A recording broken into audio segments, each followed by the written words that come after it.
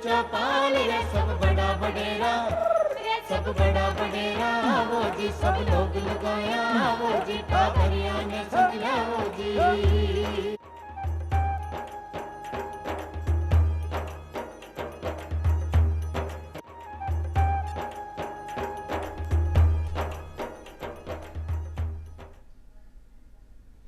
किसान भाइयों, ग्रामीण भाइयों, राम राम।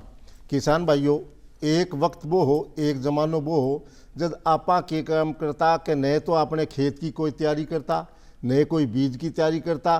फसल बोने को टाइम होता तो बीज जिसो हो तो बिसो उठा के और जिसी ज़मीन में बो देता, और हो तो वो भाग्य पर छोड़ देता कि हमारी किस्मत में आई ही इतो ही हो। नहीं, ज़मानो बदल गयो है। अब तकनीकी ऊंची आ गई है, उन्नत चीज़ आ गई ही। आप खेती में बहुत कुछ ज़्यादा पैदा कर सका हाँ, यानी सरसों की उन्नत खेती आप क्या करा भी की जानकारी आज चौपाल में लेके पधारा ही डॉक्टर अशोक कुमार शर्मा साहब। आप सरसों अनुसंधान निदेशालय सेवर में कार्यरत हैं। डॉक्टर साहब, चौपाल में बहुत बहुत स्वागत है साहब। जहाँ डॉक्टर साहब जिक्र में करियो कि एक जमानो हो जो जिसी आपने कहीं जमीन होती और जिसो बीज हो तो बिशो बो देता, जितो हो जाए तो बिन सहन कर लेता। अब आपा सरसों की बुआई करनी है और उन्नत अपन फसल उगानी है, तो सबसे पहली आपा कोई भी खेती करा तो भी की जमीन, यानी जमीन कहीं तैयार करा, के तरीके से तैयार करा ताकि आपने पैदावार अच्छी हो, बा जानकारी किसान बहन देंगे। देखो, बिल्कुल आपने सही बात कही है कि जब किसान खेती करता है तो प्रत्येक किसान ये चाहता है कि वो चाहे सरसों की खेती करे, चाहे गेहूं की खेती करे, चाहे चना की करे, चाहे बाजरे की करे, किसी की भी खेती करे, उससे उसको अधिकतम उत्पादन कैसे मिले। अब अधिकतम उत्पादन लेने के लिए ज़रूरी है कि जो हम परंपरागत खेती करते आ रहे हैं और लगातार जो अनुसंधान हो रहे हैं, जिनसे ये पता करते हैं हम लोग कि भाई किस तरीके से तकनीकी में बदलाव करके उत्पादन को हम लोग बढ़ा सकते हैं। अगर किसान उन्हीं तकनीकों को अपनाता है तो निश्चित रूप से उसके उत्पादन में बढ़ोतरी होती है। यदि हम देखें कि आज से 20-25 साल पहले भी अगर हम बात करें तो करीब 700-800 किलोग्राम प्रति हेक्टर सरसों की पैदावार होती थी राष्ट्रीय स्तर के। आज करीब हम 1500 किलोग्राम प्रति हेक्टर की उसके उत्पादन पर हम पहुंच चुके हैं। वो कारण यही है, किसानों की मेहनत है। दूसरी बात, जो अनुसंधानों द्वारा जो तकनीकें विकसित की गई, जिसमें ये पता लगाया हम लोगों ने कि क्या करना चाहिए जिससे कि सरसों के पौधे का पूर्ण विकास हो और उस विकास से उसमें अधिकतम फलियां आए और अधिकतम दाने आए और अधिकतम किसान को उसका उत्पादन मिले। अब सबसे पहले निश्चित रूप से ये बात आपकी सही है कि जब खेती करेंगे तो खेती की तैयारी ही सबसे पहले आती है कि खेत को कैसे तैयार किया जाए। भारत के अंदर दो परिस्थितियों में सरसों खेती की जाती है। एक तो ये होता है कि खरीफ की फसल नहीं लेते हैं हमारे किसान भाई, यानी कि खरीफ की जून जुलाई अगस्त सितंबर तक में खेत को खाली रखते हैं और उसके बाद में सरसों की खेती करते हैं। दूसरे वो किसान होते हैं कि जिसमें खरीफ में वो कोई फसल लेंगे, जैसे बाजरा ले लेंगे, ज्वार ले लेंगे, ग्वार ले लेंगे, मक्का ले लेंगे, उसकी कटाई के बाद में सरसों की खेती करते हैं। तो दोनों ही खेत तैयार करने के लिए थोड़ा सा तरीके में अंतर है। पहले मैं बात करूं कि जब खेत को खाली रखते हैं तो अब चूंकि समय निकल गया, लेकिन चूंकि हम बात कर रहे हैं तो भविष्य में भी किसान को ध्यान रखना चाहिए कि जो खेत खाली रखते हैं तो जून जुलाई अगस्त में जब भी आपकी एक अच्छी बारिश हो, उस बारिश के बाद में जब भी खेत जुताई लायक हो जाए, उसमें कल्टीवेटर चलाएं 1-2 बार उसके खेत के अंदर है, ताकि एक तो खरपतवार नष्ट हो जाए और 5-6 बार करने के बाद में पूरे सीजन के अंदर जब प्रभावी बारिश हो तब आप अगर कल्टीवेटर चला के पाटा लगाते हैं तो एक तो उससे खेत अच्छी तरह तैयार होता है, दूसरा जो खरपतवार उगाते हैं उस भी नष्ट हो जाते हैं। और जब जुताई का समय आता है उस समय 2 बार कल्टीवेटर चला के पाटा लगा के और मिट्टी को भुरभुरी बना लें। ये एक फार्मूला ध्यान रखें कि सरसों की बीज जो पनपता अच्छी तरीके से, वो सरसों तभी पनपेगा जब आपकी मिट्टी में कोई ढेला नहीं होगा और जो पूरी मिट्टी एक तरह से भुरभुरी हो जाएगी। उस परिस्थिति के अंदर बीज का विकास सही होता है। अब एक परिस्थिति आती है खरीफ के अंदर, बाजरा बो लिया, मक्का बो लिया, तो इसके लिए किसान भाई ये ध्यान रखें कि जब भी खरीफ की फसल की कटाई हो जाए तो उसके तुरंत बाद 2 या 3 बार कल्टीवेटर चला के, पाटा लगा के, और आजकल रोटावेटर भी चल रहे हैं, जिससे क्योंकि उस समय कम होता है। बाजरे की कटाई के बाद में इतना समय नहीं होता है कि वो बहुत बार कल्टीवेटर चलाएगा, नहीं तो नमी नहीं रहेगी। तो वो कल्टीवेटर चला के और रोटावेटर चला के अपना मिट्टी को अगेन एक तरह से भुरभुरी कर लें और फिर उसकी बुआई के लिए काम में लें। तो ये खेत पूरी तरह से तैयार है। और अच्छी फसल देखो सरसों की वैसे तो दोमट मिट्टी में होती है, लेकिन थोड़ा सा ये जो लवणीय सहनशील फसल भी है, तो अगर थोड़ा क्षारीयपन भी है तो वो आप सरसों की खेती को आसानी से कर सकते हैं। वैसे आदर्श स्थिति ये होती है कि पीएच मान 7 हो, तो वो एक सरसों की खेती के लिए उपयुक्त मिट्टी मानी जाती है। अगर बहुत ज़्यादा आपकी भूमि क्षारीय है और लवणीय है तो उस भूमि का प्रबंधन करना चाहिए। तो कहने को मतलब है कि बौणों पहली पोली कर ले जमीन जी जी बिल्कुल। तो किसान भाइयों, डॉक्टर साहब आप बात बता दिए कि बोने से पहले अपन अपनी जमीन ने एकदम पोली कर लेनी है, तैयार कर लेनी है। डॉक्टर साहब भी के बाद में जमीन तो तैयार कर ली, बाद में आवे बीज की बारी। जी तो बीज है जो को कौन सो डाला, बीज की कौन सी वैरायटी है जो क्यों मतलब कीमत तो कम लागे, पैदावार बढ़िया आवे, यदि किसान को बलोन नालो है भी की जानकारी। देखो ये एक बहुत महत्वपूर्ण सवाल है कि आज क्या हो रहा है कि आपने बिल्कुल सही की कि किसान बहुत मेहनत करता है, लेकिन अगर बीज ही खराब होगा तो आप कितनी मेहनत कर लें उससे आपको पूरा उत्पादन नहीं मिलेगा। और ये सरसों अनुसंधान निदेशालय ने अपनी अखिल भारतीय राई सरसों समन्वित परियोजना के अंतर्गत जो हमारे देश में कृषि विश्वविद्यालयों के साथ में कई केंद्रों के तहत हम काम करते हैं, तो आज करीब 200 से भी अधिक किस्मों का विकास किया जा चुका है। लेकिन कुछ पुरानी किस्में उनका हमने बीज उत्पादन बंद कर दिया है और नई प्रचलित कई किस्म हैं जो आज किसानों को लिए उपलब्ध है। अब क्या है, देखिए देश बहुत बड़ा है, देखा मैंने बताया आपको कि कौन सी किस्म का चयन करें ये बहुत सारी चीज़ों पर निर्भर करता है। और हमने देश की विभिन्न जलवायु परिस्थितियों के अनुरूप अलग अलग किस्मों का विकास किया है। किसान को अपनी परिस्थिति के अनुरूप ही उस किस्म का चयन करना चाहिए।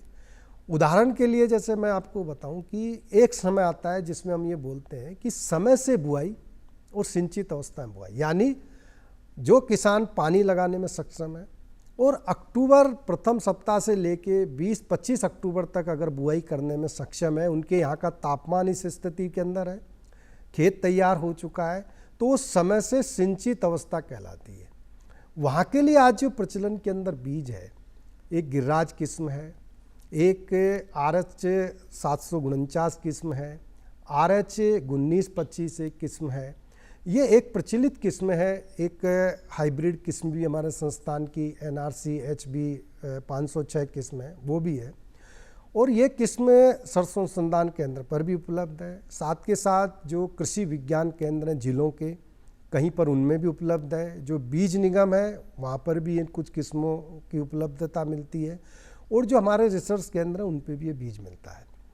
अब कुछ किसान ऐसे हैं जिनके यहाँ पानी की सुविधा नहीं है, पानी देने में वो सक्षम ही नहीं है, वो निर्भर करते हैं कि मावठ की जो बारिश हो जाए उस पर हो, तो वो हम बोलते हैं बारानी अवस्था में, यानी कि असिंचित अवस्था में सरसों की खेती के लिए कौन से बीज का हम प्रयोग करें, उसके लिए अलग बीज है। उसके लिए DRMR 1165-40 है, RH 725 है, RH 761 है, RH 1424 है, और RGN का भी एक सीरीज हमारे गंगानगर का केंद्र है, RGN 298 भी एक किस्म है। ये उस अवस्था में किसानों को चयन करना चाहिए जहाँ पर उनके लिए सिंचाई की सुविधा नहीं है।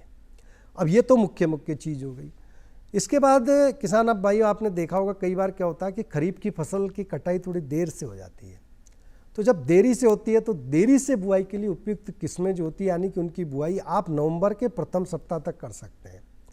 उसके लिए हमारे यहाँ पे ब्रजराज किस्म है, आपका राधिका एक किस्म है, BPM 11 हमारी एक लेटेस्ट किस्म है।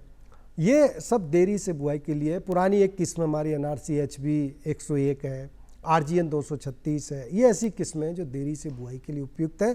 किसान भाइयों को इनका चयन करना चाहिए।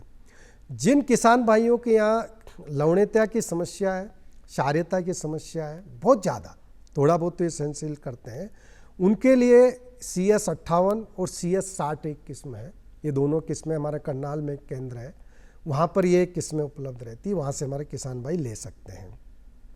फिर एक आता है कि कोई किसान अगेती बुआई भी करना चाहते हैं, यानी कि सितंबर में बुआई कर लेना चाहते हैं, किसी परिस्थितिवश है, तो वहाँ के लिए हमारे पास में PM27 है, PM28 है, पूसा तारक है, ये ऐसी किस्में जो आप अगेती बुआई कर सकते हैं।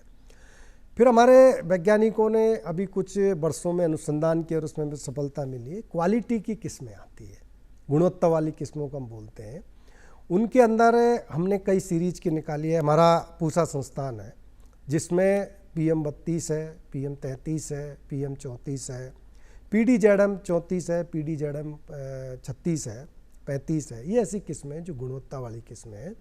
इनका बीज भी हमारे पूसा संस्थान नई दिल्ली में उपलब्ध है। तो किसान भाइयों को ये समझना चाहिए कि हर परिस्थिति के लिए कोई भी एक बीज उपयुक्त नहीं है। आपको अपनी परिस्थितियों को ध्यान में रख के इन किस्मों का बीज चयन करना चाहिए, और कोई भी आपके ज़िले का जो कृषि विज्ञान केंद्र है वहाँ पे आप संपर्क कर सकते हैं, तो वो भी इन किस्मों के बारे में आपको संपूर्ण जानकारी उपलब्ध कराएंगे। तो किसान भाइयों, अशोक जी की बात मेरे बहुत अच्छी समझ में आ गई कि आप सिंचित क्षेत्र में खेती कर रहे हैं या बारानी में कर रहे हैं, तो आप अपने जिले को कृषि विज्ञान केंद्र बैठे जाके आप पूछ लें कि मैं कौन सी किस्म की और बीज लाऊं और बिन बोऊं, क्यों डॉक्टर साहब? जी बिल्कुल सही बात। अच्छा चलो, बीज की बात आ गई, आप खेत भी तैयार कर लियो, बीज की बात कर लियो। बीजोपचार एक बहुत बड़ी अच्छी पद्धति हो है, तो बीजोपचार अगर किसान भाई कर ले तो भी उनकी गुणवत्ता या उत्पादन बिन भी कोई सुधार हुआ कि ये जानकारी? हाँ देखिए किसान भाइयों, बीज उपचार करके तो आपको बोना ही चाहिए, ये एक तरह से टीकाकरण का काम करता है। बीज उपचार से किसान भाई ये ना समझें कि अब इससे कोई रोग या कीट नहीं आएगा, लेकिन शुरुआती अवस्था के अंदर रोगों और कीटों से काफ़ी हद तक बीजोपचार से बचाव होता है। पहले तो ये ध्यान रखें किसान भाइयों, कहीं से भी आप बीज लें, प्रमाणित बीज का ही प्रयोग करें, बीज स्वस्थ होना चाहिए, और किसी जो संस्थान है, जो रेपुटेड संस्थान है, चाहे जैसे मैंने कहा कृषि विज्ञान केंद्र है या अनुसंधान केंद्र है, या आपका कृषि विभाग भी कई बार उपलब्ध कराता है जो बीज निगम है, तो आप वहीं से बीज लें। बीज लेने के बाद इसको बीजोपचार करें। बीजोपचार के लिए क्या है कि थोड़ा सा आपको ध्यान रखना पड़ेगा कि अलग अलग बीमारियों के लिए थोड़ा सा अलग अलग उपचार भी हम लोग सिफारिश करते हैं। जैसे आपके यहाँ अगर सफ़ेद रोली की समस्या रहती है, तो एक जो फफूंदी नाशक आता है एप्रोन 35 SD, उसका 6 ग्राम प्रति किलो बीज की दर से बीज उपचार करें। जिन क्षेत्रों के अंदर तना गलन रोग का ज़्यादा प्रकोप होता है वहाँ पे 2 ग्राम कार्बनडिजम प्रति किलो बीज की दर से आप उपचारित करें, और जहाँ कहीं पे जैसे कोई मृदा जनित रोग और भी पनपते हैं तो ट्राइकोडर्मा आता है जिसको 6 ग्राम प्रति किलो बीज की दर से उपचार करें, और जहाँ पे चितकबरा कीट का प्रयोग रहता है, मतलब प्रकोप रहता है, वहाँ पे इमिडाक्लोरोपिड 7 ग्राम प्रति किलो बीज की दर से उपचार करें। अब किसान भाइयों, जैसा कि आप जानते भी होंगे कि कई बार ऐसा भी हो जाता है कि दोनों तीनों से में उपचार करना है, तो हमारा एक पुराना FIR का फार्मूला होता है, यानी कि पहले आप फफूंदी नाशक से उपचार करें, फिर कीटनाशक से करें, और उसके बाद में ट्राइकोडर्मा यानी कि आपका इससे करें जो ये जीवाणुनाशक होता है, और PSB कल्चर भी आता है जो फास्फोरस घोलक जीवाणु होते हैं, और आपका एजोटोबैक्टर आता है, उससे भी आप बीज उपचार करें। तो बिना बीज उपचार के बोने से आपको रोग कीटों के प्रकोप बढ़ने की ज़्यादा संभावना रहेगी। तो बीज उपचार करके ही आपको फसल की बुआई करनी चाहिए। यानी कहने को मतलब वो है कि बीजोपचार बहुत ही आवश्यक है। अच्छा, अब बात करें आप बुआई जी, क्योंकि राजस्थान एक ऐसा प्रदेश है, बहुत बड़ा भूभाग है, कई प्रकार को क्लाइमेट है, कई प्रकार को पानी है, कई प्रकार की मिट्टी है, तो बुआई यानी कई बार गर्मी भी बहुत ज़्यादा पड़ा है, बुआई कब करनी पड़े? हाँ देखिए, बुआई का बहुत महत्व है, और ये मान के चलिए जो प्रचलित किस्में हैं वो 135 से 145 दिन पकने में लेती है, टाइम है। तो अगर आदर्श स्थिति में ध्यान में रखिए कि जब दिन का तापमान करीब 30 डिग्री सेंटीग्रेड हो तब वो एक बुआई का समय आता है। और अगर हम महीनों की बात करें, हालांकि जलवायु परिवर्तन में काफ़ी हद तक हम देख रहे हैं, तो ये कई चीज़ों पे निर्भर करता है कि मानसून कब समाप्त हुआ, आपके खेत में नमी कितनी है, मिट्टी का प्रकार कैसा है। तो समय से अगर बुआई की बात करें तो किसान भाई अगर 20-25 अक्टूबर तक बुआई करते हैं तो ये एक सामान्य बुआई कहलाती है। किसान भाई कर सकते हैं, 5 अक्टूबर शुरू कर सकते हैं। और ये थोड़ा सा किसानों को निर्णय करना है कि अगर उनकी या नमी कम होती जा रही है तो थोड़ा जल्दी बुआई भी कर सकते हैं, और अगर नमी पर्याप्त है, खेत के अंदर है, तापमान अधिक है, तो थोड़ा इंतज़ार कर सकते हैं। तो 25 अक्टूबर तक किसान भाई हमारे आसानी से बुआई कर सकते हैं। कुछ क्षेत्र ऐसे भी हो सकते हैं जहाँ पर उनके आजकल चूँकि इस साल बारिश काफ़ी रही है, खेतों में बहुत ज़्यादा नमी अभी भी बनी हुई है, तो थोड़ा इंतज़ार भी कर सकते हैं। और जैसा मैंने पूर्व में भी कहा कि अगर कोई किसान भाई देरी से बुआई करना चाहता है तो फिर उसको देरी से बुआई के लिए जो किस्में हैं, हमारे ब्रजराज है, राधिका है, NRCH भी 101 है, इस तरह की जो किस्में हैं देरी से बुआई के लिए, उनका चयन करके भी वो नवंबर के प्रथम सप्ताह तक 10 नवंबर तक सरसों की बुआई को कर सकते हैं। अच्छा, बीज की मात्रा की बात करा जी जी। तो बीज की मात्रा के क्षेत्र के हिसाब हैं, बारानी में अलग है, सिंचित में अलग है, तो बीज की मात्रा भी बताई जा। हाँ देखिए किसान भाइयों, बीज की मात्रा का बहुत बड़ा योगदान है। कुछ किसान भाइयों को ये गलतफहमी है कि ज़्यादा बीज होगा, ज़्यादा पौधा जब दिखेगा तो ज़्यादा पैदावार होगी। तो ये समझ लीजिए अगर घनी होगी आपकी फसल तो पैदावार कम होगी। अब इसमें क्या है कि किसान भाई शुरू में क्या करते हैं, कई आशंकाएं रहती है उन किसान भाइयों को, जो डर भी रहता है, वाजिब भी है कई बार, है कि कई बार क्या होता है जैसे आपकी नमी कम है तो किसान भाई ये सोचते हैं कि बीज कम उगेगा, या तापमान अधिक है तो किसान भाई सोचते हैं कि बीज कम उगेगा, या बीज उगने के बाद कीड़ा खा जाएगा, तो वो बहुत ज़्यादा बीज का प्रयोग करते हैं। लेकिन कई बार स्थिति ऐसी होती है कि सारी चीज़ें होने के बावजूद भी उनकी घनी फसल रहती है। और जब शुरुआत में उगता है 2 पत्ती का होता है तो हर किसान को अपना खेत ऐसे लगता है कि मेरा बहुत हरा भरा खेत है, लेकिन जब वो बड़ी होती है फसल है तो उसको फैलने का जगह नहीं मिलती है। इसकी वजह से क्या होता है, वो बहुत लंबी बढ़ जाती है और रोग एवं कीटों के पनपने की संभावनाएं रहती है। तो किसान भाइयों, आप सबसे पहले ये ध्यान रखें कि पंक्तियों में बुआई करें और 30 सेंटीमीटर पंक्ति से पंक्ति की दूरी रखें और 10 सेंटीमीटर आपको पौधे से पौधे की दूरी रखनी चाहिए। इस परिस्थिति के लिए आपको 1 हेक्टर के लिए 3 से 3.5 किलोग्राम अगर प्रमाणित बीज है, स्वस्थ बीज है तो पर्याप्त रहता है। कई बार किसान भाई क्या करते हैं, अपने घर के बीज को काम में ले लेते हैं, उनमें अंकुरण क्षमता कम होती है तो इसलिए वो ज़्यादा डाल देते हैं, जो परंपरागत चली आ रही थी कि भाई हमारा बीज इतना डाला जाता है। लेकिन अच्छा बीज 3 से 3.5 किलोग्राम प्रति हेक्टर बीज पर्याप्त रहता है।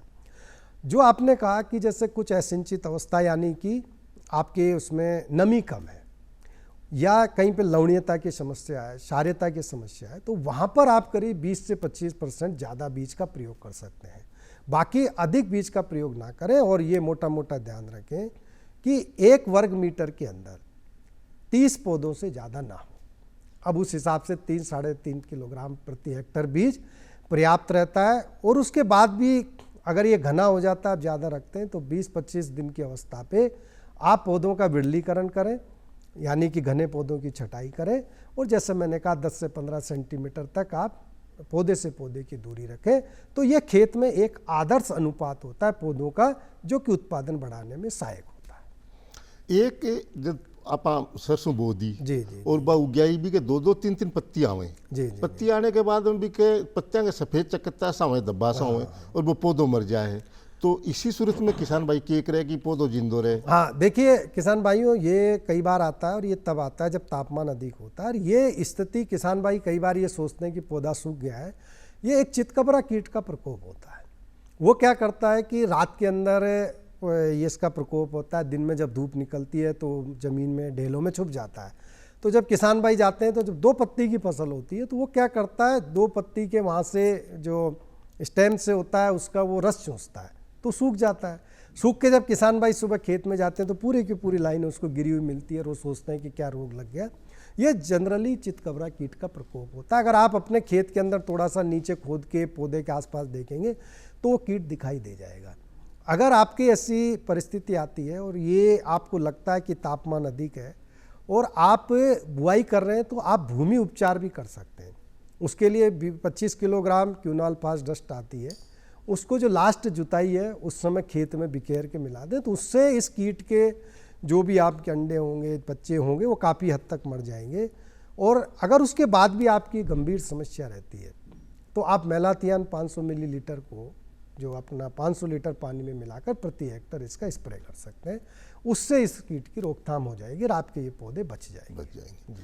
अब डॉक्टर साहब बात अब हर चीज़ प्रबंधन को खेल है। जी जी जी। तो उर्वरक प्रबंधन यानी खेती भी तैयार कर ली, बीज भी तैयार कर लियो, बो भी दियो, और भी कमाब खाद है, पानी है, उर्वरक प्रबंधन किसान भाई केते करे शू करे कि लागत कम आवे, उत्पादन ज़्यादा आवे, पैदावार ज़्यादा आवे। हाँ, देखिए ये बिल्कुल सही सवाल पूछा कि हमने खेत की तैयारी भी कर ली, किस्म का चयन भी कर लिया, बीज उपचार भी कर लिया है, और पौधे को पनपने के लिए आपको पोषण की आवश्यकता है। और पोषण क्या है कि भाई अगर सही नहीं मिला, आज हम लोग भी है, मान लीजिए खाली रोटी नहीं खा सकते, खाली सब्जी नहीं खा सकते, तो पौधे को भी 17 पोषक तत्वों की आवश्यकता होती है।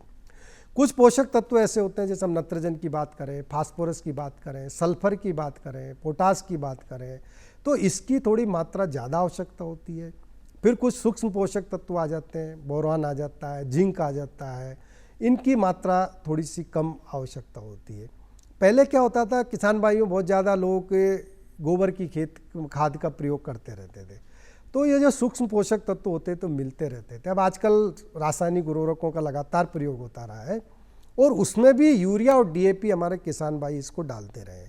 अब यूरिया और डीएपी डालने से क्या होता है, इन 2 पोषक तत्वों की तो पूर्ति हो जाती है, लेकिन सरसों की फसल के लिए मुख्य रूप से नाइट्रोजन, फास्फोरस, सल्फर, पोटास, ये बहुत अधिक मात्रा में आवश्यकता होती है। और अभी हम ये भी देख रहे हैं कई जगह सर्वे करके कि सरसों की फसल में जिंक और बोरोन की कमी भी बहुत आ रही है, तो आप इनकी कमी भी पूर्ति करनी चाहिए। इसके लिए सबसे अच्छा तरीका तो ये है कि आप मिट्टी की जांच कराएं, और जब देखें कि आपकी फसल में कौन सा पोषक तत्व कम है और सरसों की फसल के लिए क्या हमें प्रयोग करना चाहिए।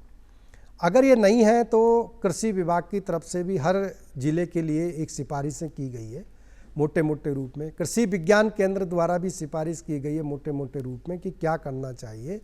मोटा मोटा अगर मैं बात करूं तो 80 से 100 किलोग्राम प्रति हेक्टर नाइट्रोजन का प्रयोग करना चाहिए, और 40 से 50 किलोग्राम फास्फोरस का प्रयोग करना चाहिए, और 40 किलोग्राम सल्फर का प्रयोग करना चाहिए। और आजकल पोटास की भी कमी आ रही है, तो 20 से 30 किलोग्राम पोटास भी प्रति हेक्टर आपको प्रयोग करना चाहिए। और अब किसान भाई एक बार ज़रूर मैं आपको सलाह देना चाहूँगा कि सरसों की फसल में जहाँ तक संभव हो डीएपी का प्रयोग ना करें, उसकी जगह आप सिंगल सुपर फास्फेट का प्रयोग करें।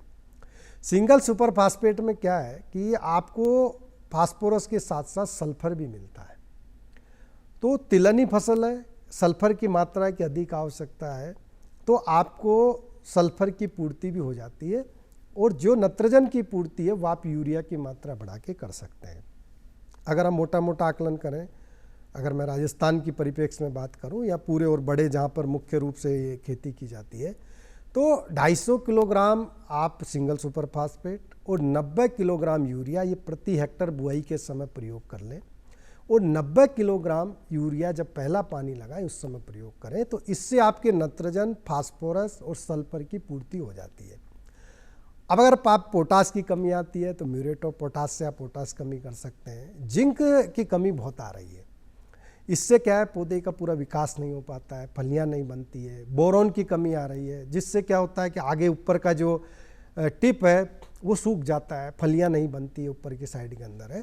तो जिन किसान भाइयों के यहाँ जिंक की कमी है तो 25 किलोग्राम जिंक सल्फेट प्रति हेक्टर बुआई के समय वो काम में ले सकते हैं, और बोरोन के लिए 10 किलोग्राम बोरेक्स प्रति हेक्टर काम में ले सकते हैं। तो कुछ किसान भाई ये सोचते हैं कि जैसे मान लीजिए आपने देखा कि यूरिया की मात्रा बढ़ाते जा रहे हैं, डीएपी की मात्रा बढ़ाते जा रहे हैं, तो अधिक मात्रा से क्या हो रहा है, रोग एवं कीट भी पनप रहे हैं, आपकी ज़मीन भी खराब हो रही है और पौधे को कोई फायदा भी नहीं हो रहा है।